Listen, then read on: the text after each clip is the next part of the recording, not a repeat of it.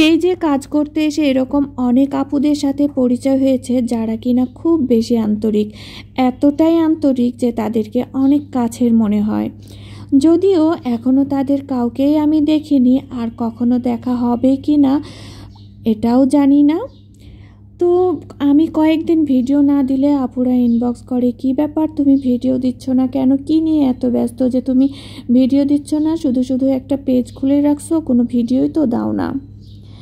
আসলে আপু একটু ব্যস্ত থাকি, তো এই জন্য ভিডিওটা ওইভাবে রেগুলার মেক করতে পারি না।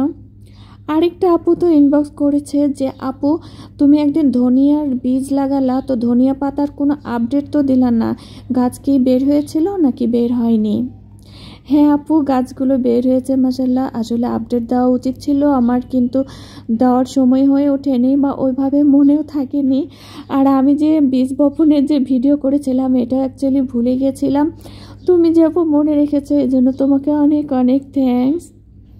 তো যাই হোক, মাছ রান্না করছি। তো মাছগুলো তো প্রথমে লবণ হলুদ আর মরিচ গুঁড়া মাখিয়ে রেখে দিয়েছিলাম। এরপরে মশলা কষিয়ে নেওয়ার পালা। তো প্রথমে তেলে দিয়ে দিয়েছি পেঁয়াজ কুচি আর কাঁচামরিচ ফালি, একে একে দিয়ে দিয়েছি পরিমাণ মতো লবণ, হলুদ, গুঁড়া মরিচ, জিরা গুঁড়া, আর দিয়ে দিয়েছি 1 চা চামচ কারি পাউডার। কারি পাউডারটা দিলে মাছের ফ্লেভারটা অনেক সুন্দর আসে, তো আমি এই জন্য কারি পাউডারটা ইউজ করে থাকি। আর দিয়ে দিলাম আদা রসুন বাটা, দিয়ে দিলাম টমেটো কুচি। এখন সবগুলো মশলাকে আমি কষাতে দিয়ে দিলাম। আর এই ফাঁকে আমি ধনিয়া পাতার আপডেট নিয়ে চলে আসলাম। দেখো ধনিয়া পাতাগুলো কত সুন্দর হয়েছে। আর আমি অল্প কিছু পাতা এখান থেকে নেব, কারণ পাতাগুলো তো উঠাতে আমার খুব বেশি মায়া লাগছিল, আর গাছগুলো তো এখনও অনেক ছোট, তাই অল্প একটু উঠালাম। তো মশলা কষানো হয়ে গেছে, আর এই যে মাছের টুকরোগুলো আমি দিয়ে দিলাম। আরও কিছুক্ষণ কষিয়ে নেব। কষিয়ে নেওয়ার পরে ভালো মতো রান্না হওয়ার জন্য দিয়ে দেব আমি 1 কাপের মতো পানি। আর পানি দেওয়ার পরে ঢেকে দেব 10 মিনিটের জন্য।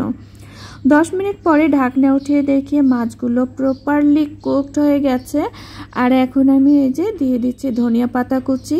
দেখতে পাচ্ছ কত অল্প পরিমাণ পাতা উঠিয়েছি। আর দিয়ে দিলাম কাঁচামরিচ। তো এটাকে আমি দমে রাখবো আরও 5 মিনিট। 5 মিনিট দমে রাখার পরে এটাকে আমি নামিয়ে নেব। আর দেখো মাশাআল্লাহ মাছের কালারটা কিন্তু অনেক সুন্দর এসেছে। আর বোয়াল মাছের এই তরকারিটা, মানে তরকারি না, রেসিপিটা তোমাদের কেমন লাগলো কমেন্টস করে জানিও। তোমরা কি বোয়াল মাছ ভেজে রান্না করো নাকি না ভেজে রান্না করো, এটাও একটু কমেন্টস করে জানিও। তো রান্না হয়ে গেছে, আর এখন পরিবেশনের পালা। তো এই যে একটা বাটিতে আমি মাছগুলো রেখে দিচ্ছি। আর এই তো গরম গরম ভাতের সাথে পরিবেশন করব। যারা ভিডিওটি দেখছো সবাইকে অনেক অনেক ধন্যবাদ।